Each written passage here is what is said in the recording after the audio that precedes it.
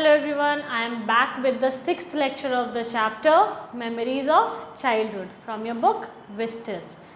In the previous lecture we had discussed more than half of the second part, and that is We Too Are Human Beings written by Bama. जो second part है we too are human beings जिसको बामा ने लिखा है, हमने उसका more than half part discuss कर लिया था लास्ट लेक्चर में। और हमने ये भी देखा that for the first time Bama was aware of how untouchability looks like and what is going on in her society. उसके समाज में, उसके आसपास किस तरीके से अनटचेबिलिटी को प्रैक्टिस किया जा रहा था and how it look like, वो कैसा दिखाई देता था without speaking the word untouchability. बिना इस शब्द को बोले फिर भी लोग कैसे उसको प्रैक्टिस कर रहे थे, किस तरीके से उसके समाज में ये चीज़ चल रही थी। For the first time in the beginning, at first she thinks that it is funny for that man to hold that packet with the string, क्योंकि वो आदमी उस पैकेट को स्ट्रिंग से होल्ड पकड़ के लाता है। She finds it's funny. She thinks that he is playing some game or he is being funny. But when she comes home, she tells all the details and everything. She describes it to her brother, elder brother Anand, and then after that he did not find it amusing. उसको ये हंसी वाला चीज़ नहीं लगता है कि इसमें कोई हंसने वाली बात नहीं है Bama. And after that he tells her that this is what we are going through each and every day. ये चीज़ हमारे समाज में रोज़ चल रही है। This is what untouchability is. If somebody belongs to an upper caste and we are not supposed to touch his or her things, हम लोग को उसकी चीज़ों को छूना अलाउड नहीं है। if we touch their belongings, it gets polluted according to them. उनके हिसाब से वो चीज़ क्या हो जाती है, दूषित हो जाती है, pollute हो जाती है। That's why that elder man was not supposed to touch the vadas or the packet. He was just carrying it because he was not supposed to touch it. उसको वो touch नहीं करना था. That's why he was holding it by the string. He was not playing any sort of game. वो किसी तरीके का कोई खेल नहीं खेल रहा था। उसने बस उस पैकेट को स्ट्रिंग से पकड़ा था, क्योंकि अगर वो उसको टच करता तो वो दूषित हो जाता और वो लैंडलॉर्ड माइट भी उसको पनिश करता, या उसके कॉन्सिक्वेंसेस कुछ और भी हो सकते थे। That we will find out now. When I heard this, I did not want to laugh anymore. अब अभी तक जो चीज़ बामा को फ़नी लग रही थी, क्योंकि वो 3 क्लास में है और बेचारी को पता ही नहीं है कि ऐसा भी कुछ हो सकता है, तो अभी तक वो बहुत हंस रही थी, उसको फूट फूट करके हंसने का मन कर रहा था। लेकिन जैसे ही उसने अपने भाई की बात सुनी, उसको अब हंसने का मन ही नहीं हो रहा था। अब उसके चेहरे से हंसी गायब हो चुकी थी, उसको बिल्कुल मन नहीं किया कि वो हंसे। And I felt terribly sad, और वो दुखी हो जाती, टेरिबली, बहुत बुरी तरीके से उसको वो टूट जाती है, उसको ख़राब लगने लगता है। How could they believe that it was disgusting if one of us held the package in his hands, even though the vadai had been wrapped first in a banana leaf and then parceled in paper. वो बहुत ज़्यादा deeply सोचने लगती है, और ये बात सच भी है कि वो सवाल कर रही है कि हाउ कुड दे बिलीव, वो ऐसा कैसे मान सकते हैं, कोई भी ये बात कैसे मान सकता है, इस चीज़ को कैसे बिलीव कर सकता है कि दैट इट वॉज डिस्गस्टिंग, कि वो चीज़ ख़राब हो गई या वो चीज़ घिनौनी हो गई। अगर हम लोग उसको टच कर लिए तो, हम में से कोई अगर किसी भी चीज़ को टच कर लेता है, अपर कास्ट वालों की कोई भी चीज़ को टच कर लेता है, तो वो घिनौनी हो जाएगी या ख़राब हो जाएगी या डिस्गस्टिंग हो जाएगी। ये बात आप कैसे, इस बात को कोई कैसे मान सकता है? ये कोई मानने वाली बात है कि टच करने से कोई चीज़ ख़राब हो जाती है, ये अशुद्ध हो जाती है, दूषित हो जाती है? ये मानने वाली बात है? कोई कैसे मान सकता है इस बात को? वो सवाल करती है। और उससे भी बड़ी बात है कि जो वड़ई है वो पहले बनाना लीफ में पैक किया जाता है, ठीक है, मतलब कोई भी चीज़ साउथ में आप जनरली देखोगे तो पहले उसको वो लोग स्ट्रीट फूड को पहले बनाना लीफ में या वो लोग बनाना के पत्ते में भी खाते हैं। तो प्लेट्स और ये पेपर प्लेट वगैरह ना यूज़ करके, एल्युमिनियम फॉइल वगैरह ना यूज़ करके वो लोग पहले ये केले के पत्ते में उसको रैप करते हैं, उसके बाद से फिर कागज़ देते हैं, पार्सल पेपर, और तब जाकर के प्लास्टिक स्ट्रिंग में उसको दिया गया। ठीक है, तो कह रही है कि इतने सारी चीज़ों को के साथ उसको रैप किया गया था, फिर भी अगर उसको वो पकड़ के लाता, वो बूढ़ा आदमी अगर उसको हाथ से पकड़ लेता तब भी वो दूषित हो जाता। ये कैसा सवाल, मतलब ये कैसा आप लोग का सोच है, कोई कैसे इसको बिलीव कर सकता है? ठीक है, ये कितना वाहियात है, ये सोच के देखो कि पहले वो वड़ई जो है वो बनाना लीफ में रैप किया हुआ, इतने सारे लेयर्स, उसके बाद वो पार्सल पेपर में पैक किया हुआ है, फिर भी वो उसको स्ट्रिंग से पकड़ करके लेके आ रहा है। This is unbelievable. उसको इस बात का यकीन ही नहीं हो रहा था, उसके लिए सोच से परे था ये। I felt so provoked and angry that I wanted to touch those wretched words myself straight away. वो इतनी प्रोवोक थी, प्रोवोक का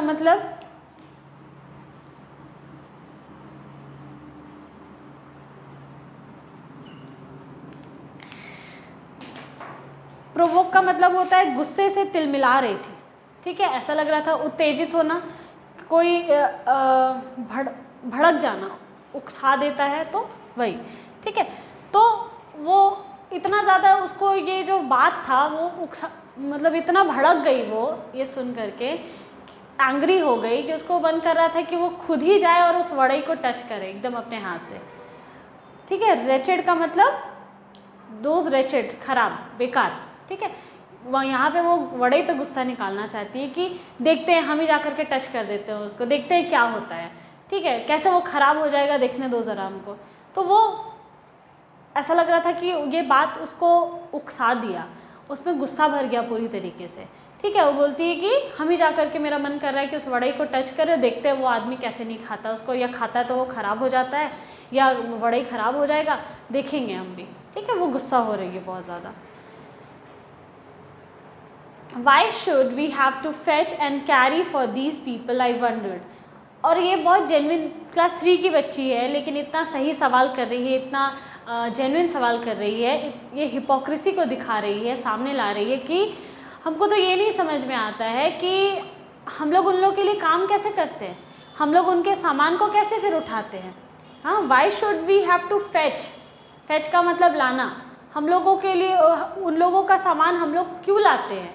and carry for these people, fetch and carry मतलब उन लोग के लिए सामान लाना ले जाने वाला काम हम लोग क्यों करते हैं। अगर हम लोग से उन लोगों का सामान अछूत हो जाता है, दूषित हो जाता है, तो हम लोग इन लोग के लिए काम ही क्यों करते हैं। हाँ, Such an important elder of ours goes meekly to the shop to fetch snack and hand them over reverently, bowing and shrinking. वो कहती है कि हम लोग के समाज का such an important elder, कि हमारे समाज का इतना बड़ा आदमी, यानी कि हमारे समाज कहने का मतलब उसकी कम्युनिटी का, यानी दलित समाज का वो बहुत बूढ़ा आदमी है, तो बूढ़ा है यानी रेस्पेक्टेबल है, बड़ा आदमी है, इम्पॉर्टेंट है। तो वो कहती है कि मेरे समाज का, हमारे समाज का इतना बूढ़ा आदमी, इतना एल्डर आदमी, वो उनके लिए गोज़ मीकली टू अ शॉप, मीकली का मतलब डर डर करके, बिना किसी सवाल किए चुपचाप, एक तो उसके लिए दुकान गया। हम लोग में जनरली क्या होता है, दुकान जाने का मतलब है कि कोई सामान लाना है तो कोई घर का छोटा आदमी जाएगा, है ना, कोई छोटा बच्चा चला जाता है, या घर का, जनरली हम लोग बूढ़े को थोड़ी बोलते हैं कि आप जाइए और वड़ा लेकर के आइए, या चिप्स खाने का मन कर रहा आप लेके आइए, समोसा खाने का मन कर रहा आप जा कर के लेकर के आइए। नहीं, घर के जो बूढ़े बुजुर्ग होते हैं वो जनरली नहीं जाते, घर का कोई छोटा जा कर के लेकर के आता है।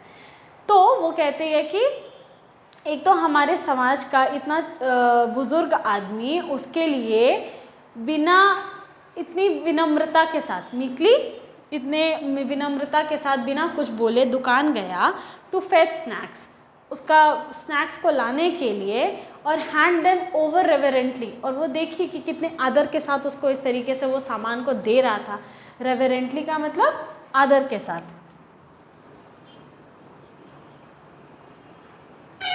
कितने आदर के साथ उसने उस सामान को उस आदमी को दिया। बोइंग एंड श्रिंकिंग, एक तो वो आदर के साथ झुक रहा था, बो का मतलब होता है सर झुकाना, तो बो कर रहा था यानी पूरी तरीके से सर झुका करके आदर के साथ। श्रिंकिंग का मतलब सिकुड़ता हुआ, एकदम सिकुड़ गया वो, मतलब उसके सामने वो झुक करके पूरी तरीके से कि कितना सम्मान दिखा रहा है वो।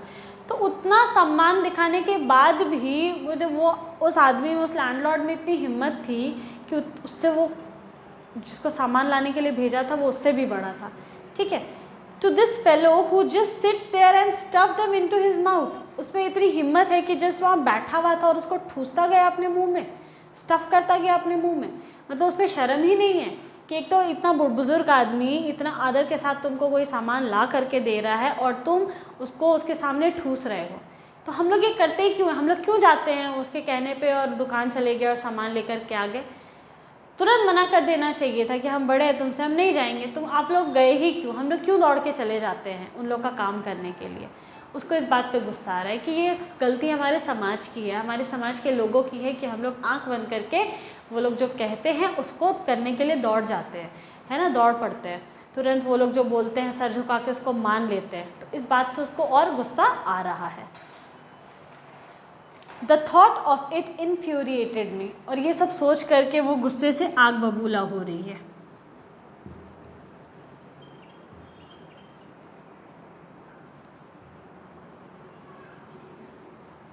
ठीक है, ये सब सोच करके वो आग बबूला हो रही है। How was it that these fellows thought so much of themselves because they had scraped 4 coins together? Did that mean they must lose all human feelings? और वो यहाँ पे सवाल करती है कि how was it that these fellows thought so much of themselves? मतलब ये कैसे मुमकिन है कि कोई अपने आप को इतना महान समझ सकता है, अपने बारे में इतना ऊंचा सोच सकता है। ठीक है, these fellows यहाँ पे कौन है? लैंडलॉर्ड्स। ठीक है, जिन लैंडलॉर्ड्स की वो बात कर रही है, जो वहाँ पे बैठ करके खा रहा है, वो अपने आप को महान समझता होगा तभी तो वो उस बुज़ुर्ग आदमी को दुकान भेज रहा है, उससे वड़ई मंगा रहा है और वो उतना बुजुर्ग आदमी उसके सामने झुक रहा है और वो बेशर्म के जैसा वो उसको तोड़ तोड़ करके अपने मुंह में ठूसे जा रहा है वड़ई को। तो वो बोलती है कि कैसे कोई अपने आप को इतना बड़ा और महान समझ सकता है, मुझे तो ये बात नहीं समझ में आती है। Because they had scraped 4 coins together, just because कि तुम्हारे पास 4 पैसे हो गए, तुमने 4 पैसे जुगाड़ लिए हैं,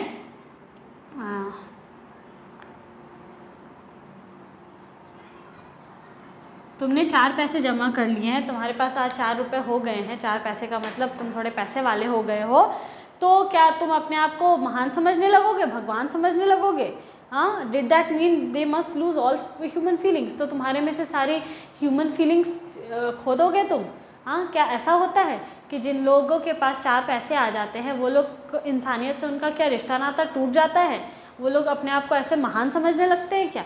ये सवाल कर रही है। But we too are human beings, लेकिन ये मत भूलो कि हम लोग भी इंसान हैं। तुम लोग ह्यूमन फीलिंग्स खो दिए हो, तुम्हारे में से इंसानियत चली गई है, लेकिन इसका ये मतलब नहीं है कि तुम ये भूल जाओ कि हम भी इंसान हैं। वो अपने पूरे कम्युनिटी के बारे में बोली। यहाँ पे वी कौन है? सारे दलित। ठीक है, our people should never run these petty errands for these fellows. हमारे आवर पीपल यानी हमारे लोग यानी दलित, हमारे लोगों को इन लोगों के लिए, our people equals to Dalits. ठीक है, और दीज फेलोज यानी कि landlords, upper caste, these fellows equals to landlords. ठीक है, या अपर कास्ट।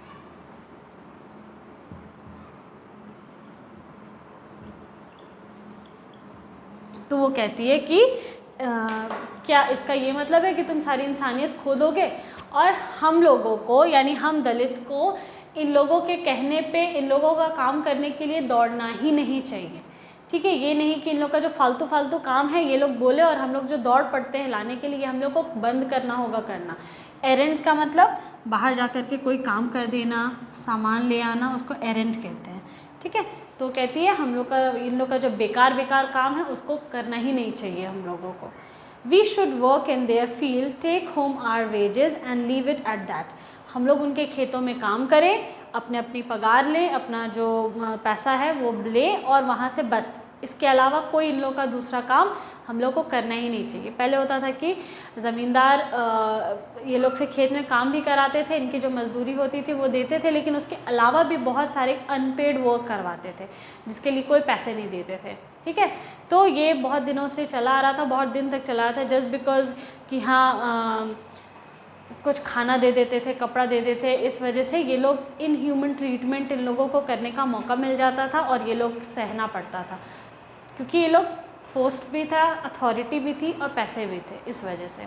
ठीक है, तो इसीलिए ये कहती है कि बहुत हो गया, हम लोगों को इन लोग के खेत में काम करना है, वो हमारी मजबूरी है, उसका पगार लो और उसके बाद इन लोगों को वैसे ही छोड़ दो। देखेंगे कि इन लोग के घर में कौन जा कर के झाड़ू लगाएगा, पोछा करेगा और कौन इन लोग के घर का काम करता है।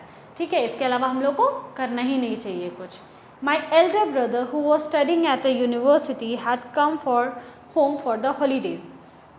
और वो बोलती है कि मेरा जो बड़ा भाई है जो यूनिवर्सिटी में पढ़ता है वो घर आया है कुछ दिनों के लिए। He would often go to the library in our neighbouring village in order to borrow books.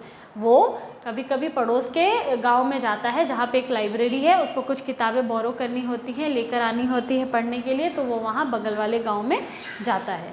He was on his way home one day walking along the bank of the irrigation tank. वो एक दिन किताबें पड़ोस वाले गांव से के library से किताब लेकर वापस आ रहा होता है घर को, और वो नदी के किनारे चल रहा होता है, इरिगेशन टैंक जो सिंचाई वाला जो टैंक होता है उसके किनारे किनारे चल रहा होता है। One of the landlords man came up behind him, और एक पीछे से एक आदमी आता है, लैंडलॉर्ड का यानी ज़मींदार का एक आदमी आता है और उसके पीछे खड़ा हो जाता है। He thought my Annan looked unfamiliar and so he asked.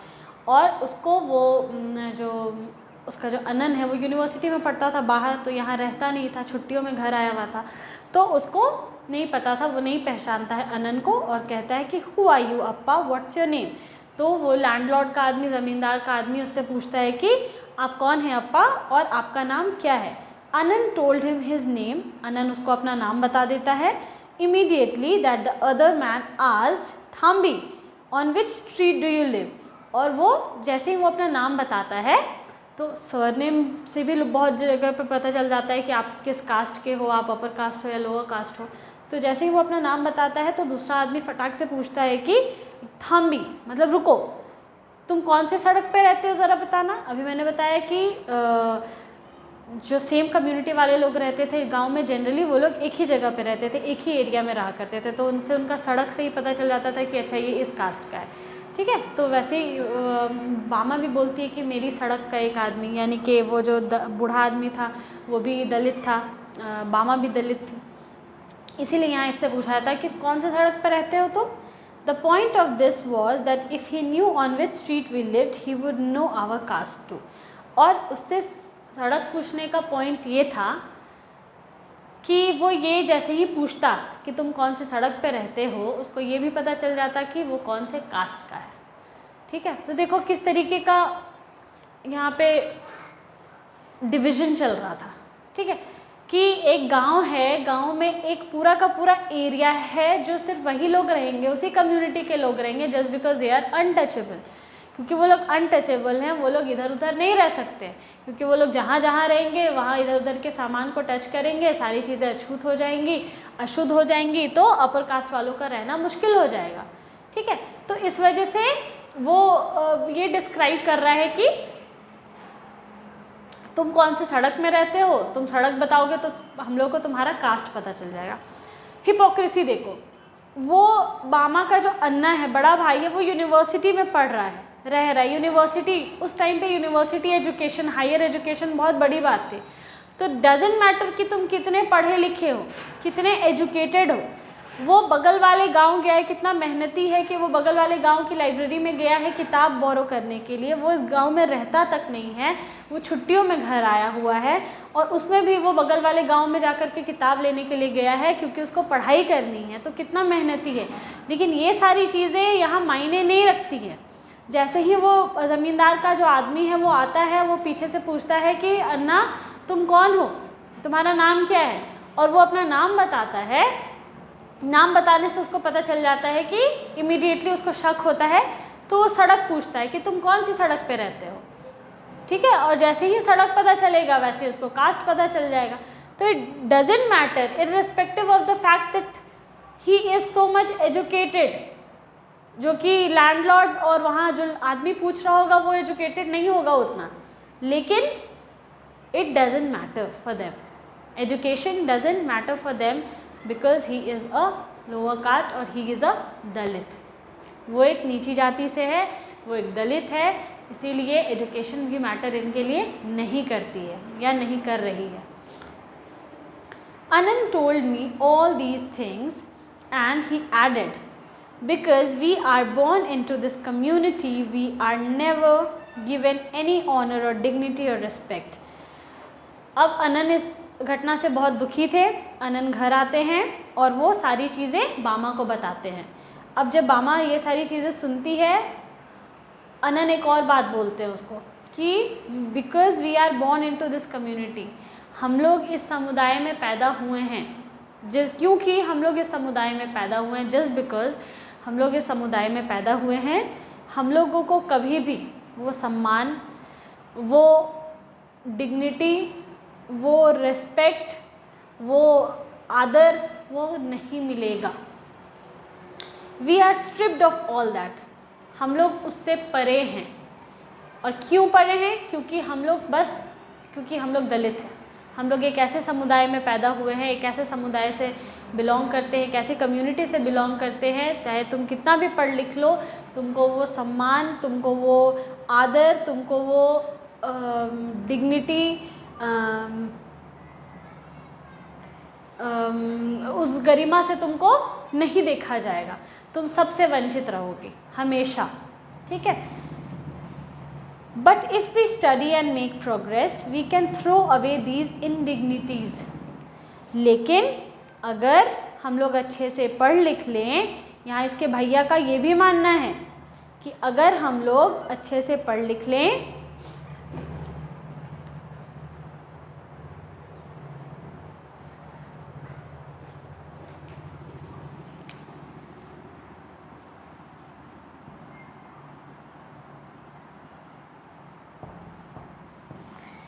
अगर हम लोग अच्छे से पढ़ लिख लें तो हम लोग समाज में प्रोग्रेस ला सकते हैं, और प्रोग्रेस लाएंगे तो हो सकता है कि हम लोग एक दिन इस अपमान, इनडिग्निटीज में अपमान, इस अपमान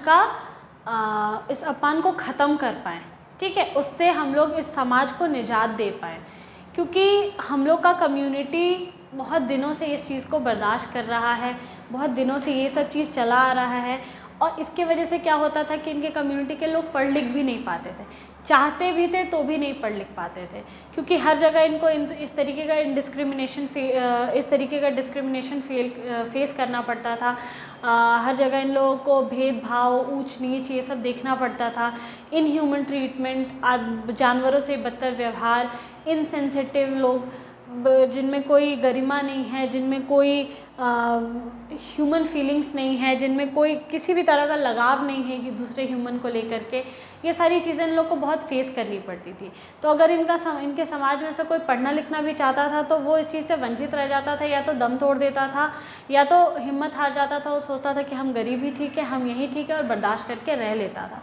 लेकिन धीरे धीरे ये चीज़ें बदली और लोग पढ़ना लिखना शुरू किए। अब अन्ना को ही देख लीजिए, अन्ना इतना सब कुछ होने के बाद भी वो हिम्मत नहीं हारे, वो चाहते तो डीमोरलाइज हो जाते, निराश हो जाते, वो सोचते कि मेरे यूनिवर्सिटी जाने का क्या फ़ायदा, मैं यूनिवर्सिटी में पढ़ रहा हूँ, इतना पढ़ा लिखा हूँ, फिर भी मुझे मेरे कास्ट से ही जज किया जा रहा है, ठीक है। वो चाहता तो ये सोचता और हिम्मत हार जाता, लेकिन नहीं, वो घर आता है और बामा को ये बात बताता है कि हम लोग एक ऐसी जाति से बिलोंग करते हैं जहाँ हम लोग कुछ भी कर ले, हम लोग ये सारी चीज़ों से वंचित रहेंगे, हम लोग को रेस्पेक्ट नहीं मिलेगा, हम लोग को आदर नहीं मिलेगा, हम लोग को उस गरिमा के साथ कभी ट्रीट नहीं किया जाएगा। तो हम लोग लेकिन हम लोग पढ़ लिख लेते हैं अगर, तो हम लोग प्रोग्रेस ला सकते हैं, हम लोग कुछ ना कुछ बदलाव लाएंगे अच्छे के लिए समाज में, और we can throw away these indignities, और इस जो अपमान जो हम लोग अभी तक झेले हैं उसको हम लोग फेंक सकते हैं, जड़ से हटा सकते हैं। So study with care, learn all you can. और वो बामा को यही सीख पास करते हैं, देते हैं और कहते हैं कि इसीलिए ध्यान से पढ़ो, मन लगा कर पढ़ो और जितना सीख सकती हो उतना सीखो, क्योंकि तुम जितना सीखोगी तुम नॉलेज जो होता है वो बहुत सारी चीज़ों में हेल्प करता है। बहुत सारी चीज़ों का नॉलेज बहुत बड़ा पावर है, सबसे ज़्यादा पावरफुल नॉलेज होता है। वो आपको हर एक चीज़ से लड़ने में एक हेल्प करता है।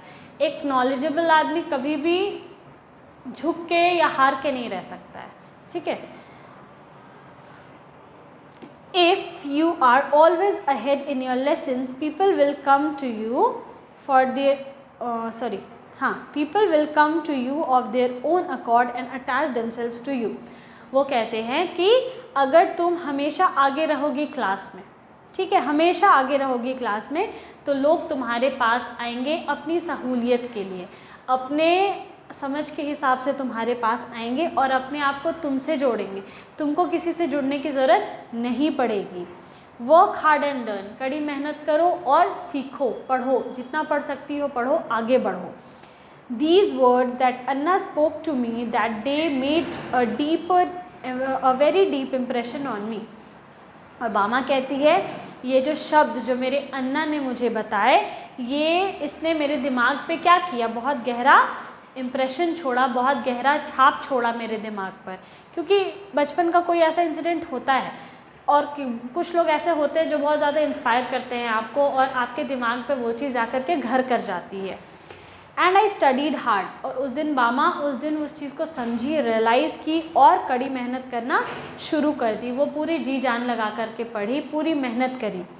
With all my breath and being, जितनी उसमें जान थी, जितनी उसमें सांस थी, वो उस पूरी मेहनत के साथ, उस पूरे लगन के साथ वो पढ़ाई करती है। इन अ फ्रेंजी ऑलमोस्ट, और समझो कि वो एक सांस में पढ़ी। ऐसा था ना, उसकी लगन ऐसी थी कि एक ऐसा स्टेट कि बस उसको और कुछ नज़र नहीं आता था। नियंत्रण बोलते हैं ना, एक फोकस के साथ, कि उसका फोकस कभी डगमगाया नहीं। फ्रेंजी मीन्स नियंत्रण। वो उस फोकस के साथ रोज़ उस उम्मीद के साथ, एक फोकस रखना, एक एम, एक गोल के साथ वो उस चीज़ को पढ़ाई को देखती थी कि ये पढ़ाई उसको कहाँ तक ले जाने वाली है, ठीक है। एंड एज अन्नन हैड अर्ज I stood first in my class, और जैसा कि अन्ना ने उसको सिखाया था, उसको उसमें जो क्या बोलते हैं उसको, अर्ज, किसी चीज़ को करने की जो इच्छा पैदा की थी, वो उस पर खरी उतरती है और क्लास में फर्स्ट भी आती है। वो अन्ना की कही हुई बातों पे खरी उतरी और वो क्लास में फर्स्ट भी आई। And because of that many people became my friends, और इसकी वजह से जहाँ भी वो गई लोग उसके पास नज़दीक आए और उसको दोस्त बनाया लोगों ने। उसको कहीं दोस्ती करने के लिए जाने की ज़रूरत नहीं पड़ती थी, लोग खुद उसके पास आते थे। और बामा जैसे ही बहुत सारे लोग, भीमराव अंबेडकर, ये इन लोग जैसे ही लोग जो लोग वेल एजुकेटेड, कहीं ना कहीं एजुकेशन इनका बहुत बड़ा सहारा था कि इन्होंने इतने बड़े सोशल ईवल को समाज से पूरी तरीके से साफ़ कर दिया, हटा दिया। आप किताब देखोगे तो बी आर अम्बेडकर को भी यही सारी चीज़ों को फेस करना पड़ा था। बामा एक और एग्ज़ाम्पल है हमारे। तो इस तरीके के बहुत सारे लोग जिन्होंने इन सारी चीज़ों को देखा है, महसूस किया है, फेस किया है और उससे गुज़रे हैं, और फिर इन्होंने अपना एक लक्ष्य तय किया कि नहीं, हम लोग को ऐसा ट्रीटमेंट हम लोग डिज़र्व नहीं करते हैं, हम लोग को भी उसी भगवान ने बनाया है जिसने बाकी लोगों को बनाया है, तो फिर वो लोग ऊपर कैसे और हम लोग नीचे कैसे। ये बहुत बड़ा सोशल ईवल था, लेकिन इन्होंने एक बहुत बड़ी लाठी को पकड़ा जिसका नाम था एजुकेशन, और एजुकेशन के थ्रू इन्होंने पूरे समाज को बदल दिया। और ये बहुत बड़ा रिफॉर्मेशन था, बहुत बड़ा बदलाव था इंडियन सोसाइटी में। So you can see that girl who is in 3rd standard, जो तीसरे क्लास की बच्ची, वो इतना बड़ा इस चीज़ को अपने लाइफ में फ़ेस की इतने छोटे कम उम्र में, और उसके बाद उसने अपने लाइफ का एक फ़ोकस रखा and she managed, not only managed, she succeeded in that to become to make of Dalit और अनटचेबिलिटी फ्री सोसाइटी, है ना, जिसमें छुआछूत ना हो, एक ऐसी सोसाइटी उसने बनाई where untouchability is not a thing now. So I hope this chapter inspires you in so many ways, and we will meet in the next class. Thank you.